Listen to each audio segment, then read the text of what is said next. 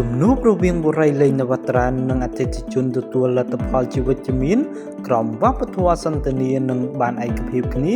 បន្តជំរុញពន្លឿនការងារដោះស្រាយមួយចំនួន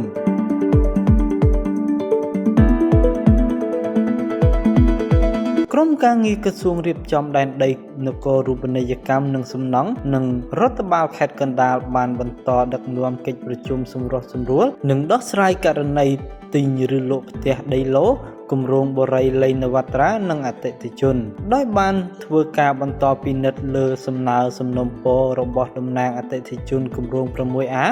និងជ្រែក100កាលពីថ្ងៃទី14ខែវិច្ឆិកាឆ្នាំ2025បើតាមក្រសួងរៀបចំដែនដីបានបញ្ជាក់ថា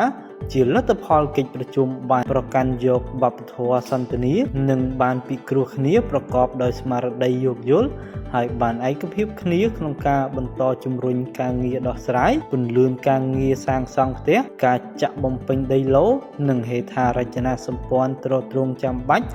និងអតិភិបរបស់គម្រោង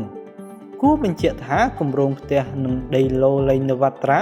ជ្រែក100និងគម្រោងផ្លូវជាតិលេខ 6A ដែលមានទីតាំងស្ថិតនៅភូមិជ្រៃ